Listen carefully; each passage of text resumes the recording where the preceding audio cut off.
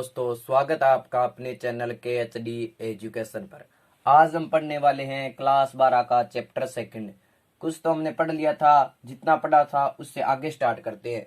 तो हम आज पढ़ेंगे जनसंख्या को प्रभावित करने वाले कारक, कि जनसंख्या को प्रभावित करने वाले पृथ्वी पर कौन कौन से कारक है।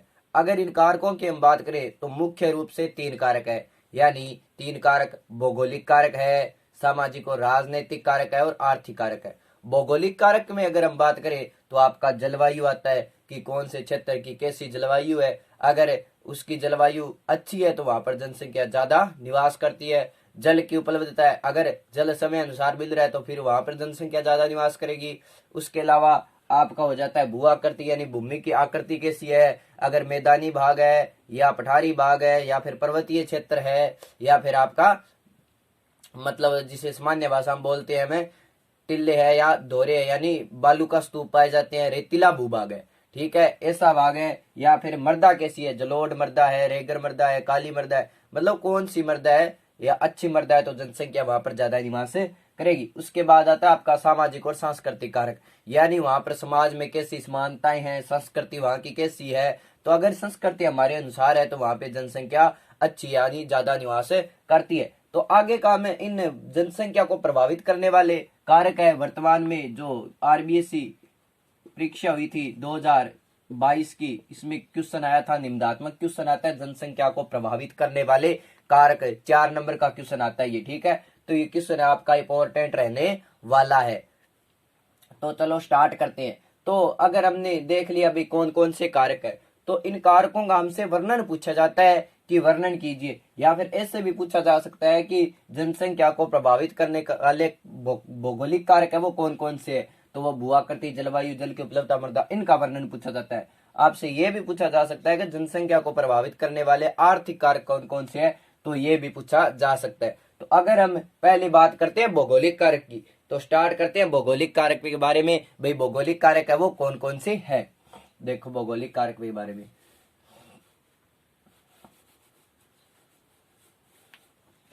तो भौगोलिक कारक में नंबर 1 है आपकी जल की उपलब्धता। जल की उपलब्धता,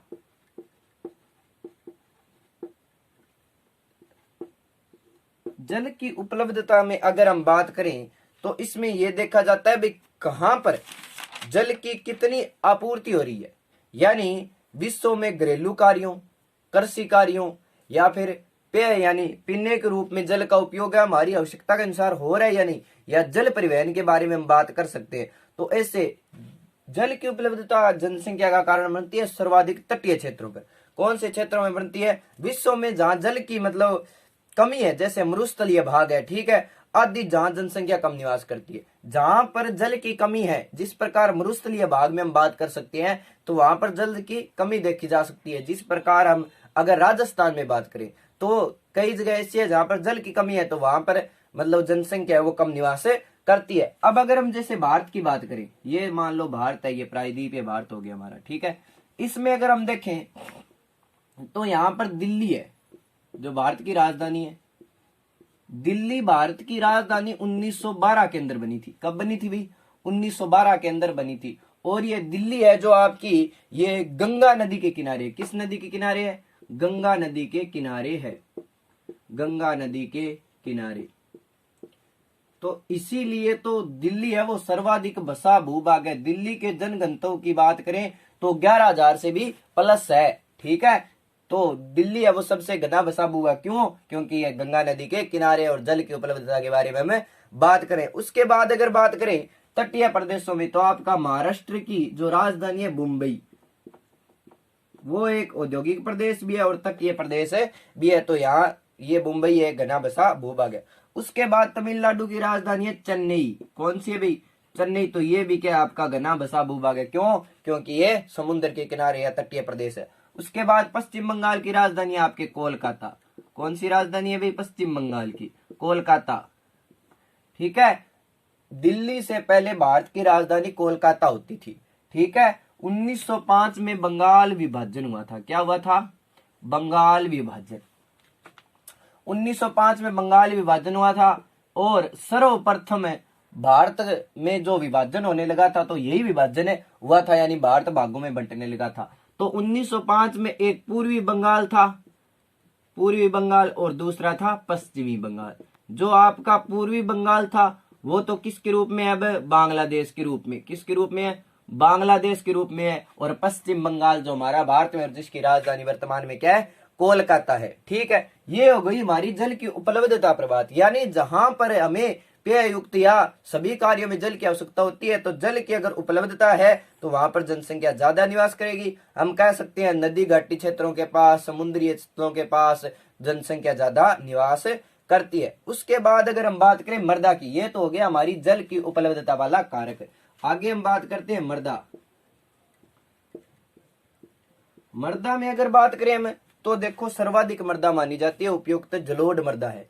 काली मृदा को कह सकते हैं। काली मृदा कपास के लिए उपयुक्त मानी जाती है, यानी जहां पर काली मृदा देखने को मिलेगी वहां पर जनसंख्या ज्यादा निवास करती है। मृदा में कृषि के लिए प्रमुख कारक माना जाता है, कृषि के लिए प्रमुख कारक माना जाता है, कृषि के लिए प्रमुख कारक माना जाता है आपका, यानी कृषि के लिए मृदा बहुत ही उपयोगी है। और विश्व में मैदानी भाग में जलोढ़ मृदा के क्षेत्रों में अधिक जनसंख्या निवास करती है। यानी जहां पर मैदानी भाग है, कैसा भाग है?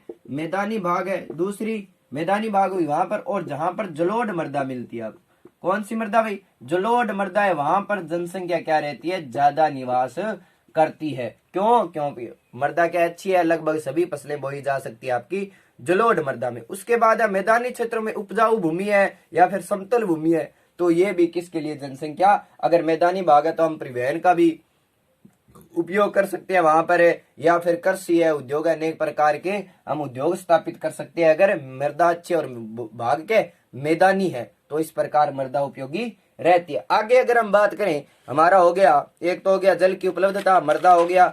दूसरा अगर हम बात करें जलवायु की, जलवायु किस प्रकार है वो प्रभावित करने वाले कारकों में उपयोगी है। जलवायु की अगर हम बात करें तो जलवायु को देखते हैं। चलो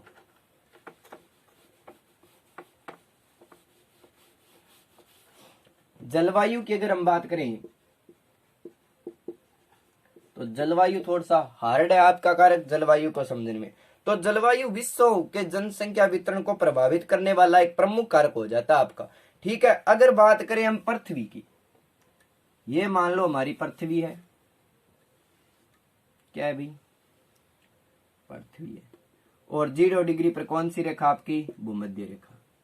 कौन सी रेखा? भूमध्य रेखा है। ठीक है, भूमध्य रेखा के आसपास क्या है? सूर्य का जो आपका प्रकाश है वो बहुत ही अधिक पड़ता है, यानी बिल्कुल लंबवत, यानी वहां पर क्या होती है? सूर्य की गर्मी सर्वाधिक होती है। इस प्रकार देखो भाई, सूर्य बिल्कुल भूमध्य रेखा पर लंबवत चमकता है। ठीक है, और भूमध्य रेखा से उत्तर में 23.5 डिग्री पर आती है आपकी कर्क रेखा। कौन सी रेखा आती है? कर्क रेखा। और 23.5 डिग्री नीचे आती है आपकी मकर रेखा। कौन सी रेखा आती है? मकर रेखा आती है। अगर हम बात करें, कर्क रेखा हो गई, मकर रेखा हो गई, ठीक है, और 60 डिग्री के ऊपर, यहां पर ये 60 डिग्री और इधर वाला 60 डिग्री, ये कौन से हो गया? आपके अक्षांश हो जाते हैं। 60 डिग्री उत्तरी अक्षांश और 60 डिग्री दक्षिण अक्षांश। ये यहां पर हम कह सकते हैं 60 डिग्री उत्तरी अक्षांश और 60 डिग्री दक्षिणी अक्षांश। और ये हो गया आपका उत्तरी ध्रुव, और ये 90 डिग्री पर हो गई उत्तरी ध्रुव और दक्षिणी ध्रुव। उत्तरी ध्रुव और दक्षिणी ध्रुव, उत्तरी ध्रुव और दक्षिणी ध्रुव होगी।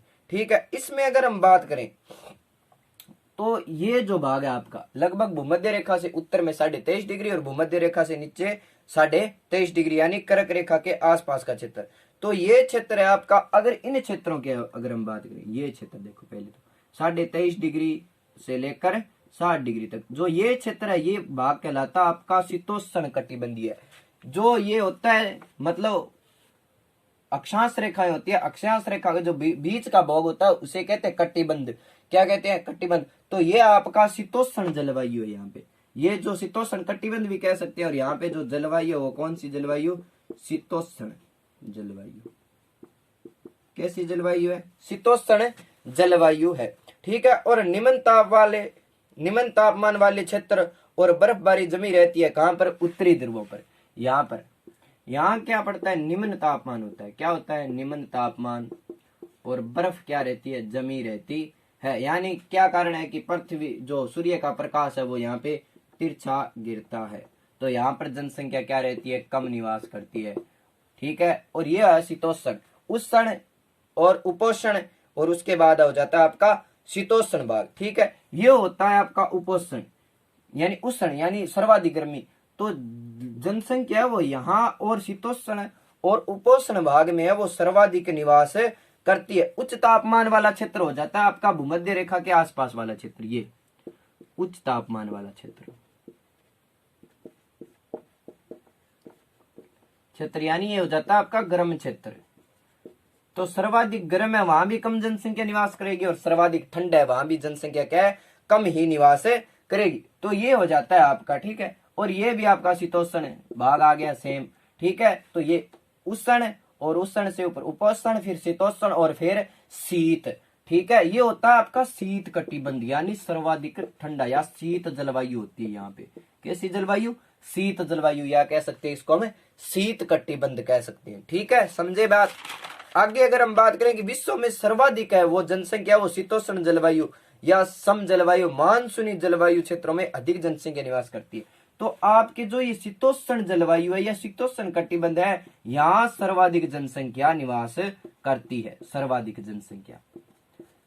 जनसंख्या निवास करती है। और वहां पर क्या है, पर्याप्त वर्षा भी होती है। कृषि एवं सिंचाई साधनों में अधिक विकास हो रहा है यहाँ पे, क्यों, पानी है वो समय अनुसार मिल रहा है। और विश्व में जहाँ गर्म है या फिर अधिक ठंडे स्थान है वहां पर क्या है, लोग नहीं रहते हैं, क्योंकि ठंड में ज्यादा नहीं रह सकते, और ज्यादा गर्मी है तो वहां भी नहीं रह सकते। और सूर्य का तापमान अधिक होता है, बहुत अधिक, लेकिन यहाँ पर प्रकाश संश्लेषण की क्रिया ज्यादा होती है, तब वर्ष वन है वो सर्वाधिक पाए जाते हैं। और 0 डिग्री से 5 डिग्री इधर उत्तर में, और 0 से 5 डिग्री दक्षिण में यहाँ एक क्षेत्र होता है जिसे बोलते हैं डोलड्रम। क्या बोलते हैं भाई, डोलड्रम, यानी सर्वाधिक वन भी यहीं पर आपको देखने को मिलेंगे। ये था हमारी जलवायु का कारण, यानी जलवायु के अनुसार है वो जलवायु अच्छी है तो जनसंख्या ज्यादा निवास करेगी। ठीक है। अगर ज्यादा ठंडी है तो वहां भी कम निवास करती है, और ज्यादा गर्म है तो वहां भी कम निवास करती है। यानी समान जलवायु है वहां पर जनसंख्या ज्यादा निवास करती है। अब हमारा एक कारक रह गया, वो है भू आकृति। कौन सा कारक है, भू आकृति कारक रह गया। चलो भू आकृति कारक की बात कर लेते हैं।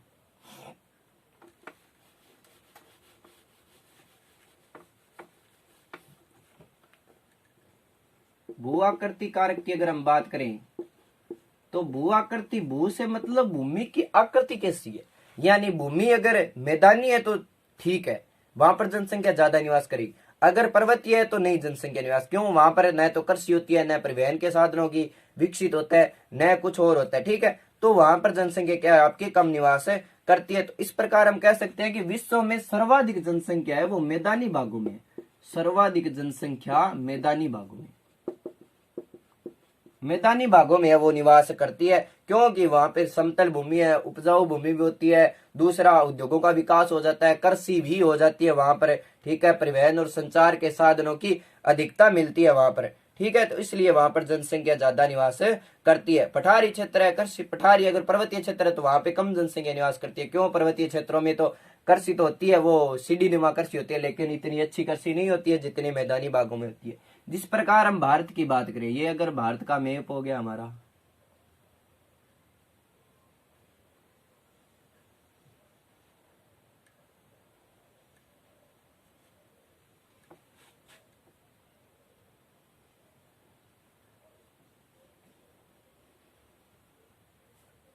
ठीक है। तो जनसंख्या आपका मैदानी भाग ही यहां से लेकर यहां तक है। ये देखो, ये ऊपर हिमालय पर्वत आ गया, ये आपका क्या हो जाता है, मैदानी भाग। यानी यहाँ पर आ जाता है, एक तो आ जाता है आपका दिल्ली, आ जाता है पंजाब, आ जाता है हरियाणा।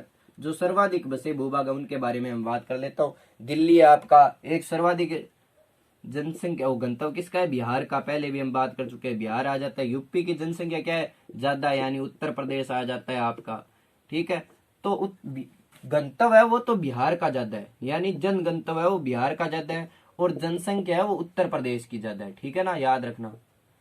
जनसंख्या है वो उत्तर प्रदेश की ज्यादा है और गंतव्य है वो बिहार का ज्यादा है आपका, ठीक है। और आ जाता है आपका ये क्षेत्र भी इसमें शामिल हो जाता है, ठीक है। यहाँ पे आ गया आपका पश्चिम बंगाल, कौन सा क्षेत्र आ गया, पश्चिम बंगाल आ गया। पश्चिम बंगाल में जनसंख्या ज्यादा निवास करती है। और राजस्थान का थोड़ा भाग आ जाता है यहाँ से लेकर इस प्रकार, क्यों, बाकी तो मरुस्थल भाग है, गंगानगर और हनुमानगढ़ वाला है, वहां पे जो है जनसंख्या आपकी ज्यादा निवास करती है। बाकी तो थार का मरुस्थल आ जाता है, वहां पर कम ही जनसंख्या निवास करती है, ठीक है। और बाकी ये आपका जो प्रायद्वीपीय पठार है, यहाँ पर जनसंख्या सर्वाधिक निवास करती है।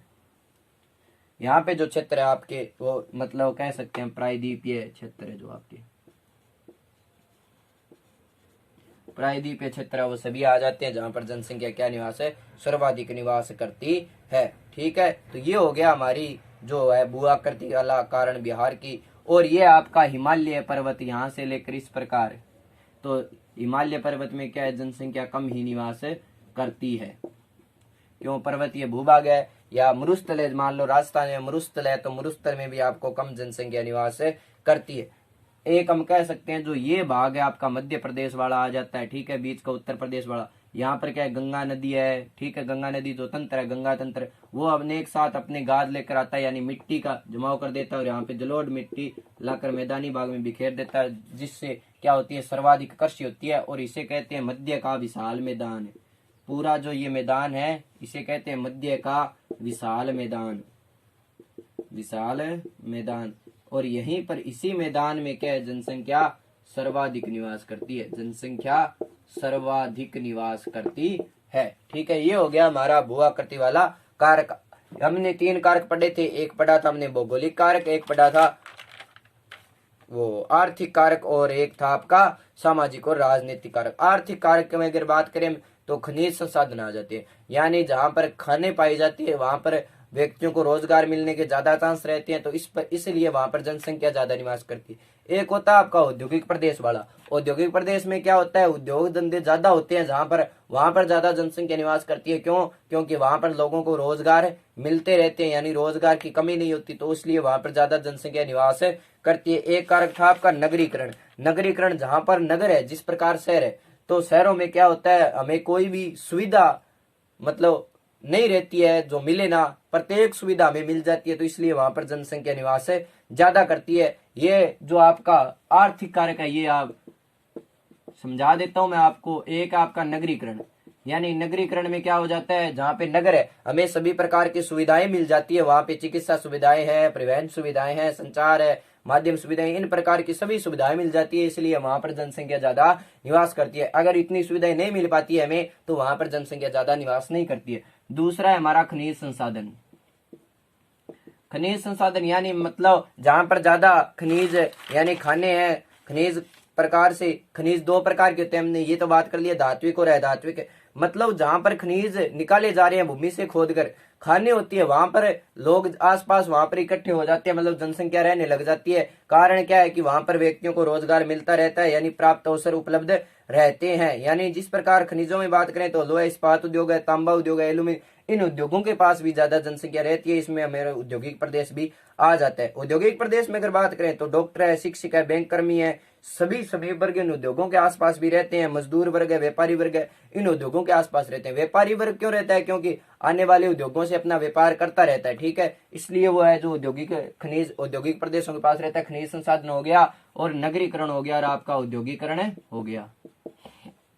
अब एक रहा है आपका सामाजिक और सांस्कृतिक कारक। सामाजिक और सांस्कृतिक कारक की अगर हम बात करें तो सामाजिक जैसे रीति रिवाज है, खान पान है, रहन सहन है, जितनी हमारी संस्कृति है वो अगर हमारे अनुसार है तो वहां पर ज्यादा जनसंख्या निवास करती है। अगर बढ़िया संस्कृति है तो इसलिए वहां पर भी ज्यादा जनसंख्या रहती है। और वहां पर जहां पर विश्व में धार्मिक अविश्वास है, सामाजिक है, राजनीतिक अस्थिरता है, शांति आंतरिक है, तो वहां पर क्या होती है, शांति होती है। जहां पर आप सभी को पता है कि जनसंख्या कम निवास करती है, तो और वहां पर सामाजिक परंपराएं हैं, सामाजिक मूल्य आदि में अधिक महत्व दिया जाता है, तो वहां पर जनसंख्या आपके ज्यादा निवास करती है। तो ये आज का हमारा सेशन था, जनसंख्या को प्रभावित करने वाले कारक। बाकी जो कल आऊंगा मैं आर्थिक कारक और सामाजिक कारक के बारे में और बता दूंगा डिटेल से, ठीक है। बाकी हम बात करेंगे कल। जो हमारा चैनल है KHD एजुकेशन को सब्सक्राइब कर लीजिए, और जो ये वीडियो उसको लाइक करो और शेयर करो। धन्यवाद।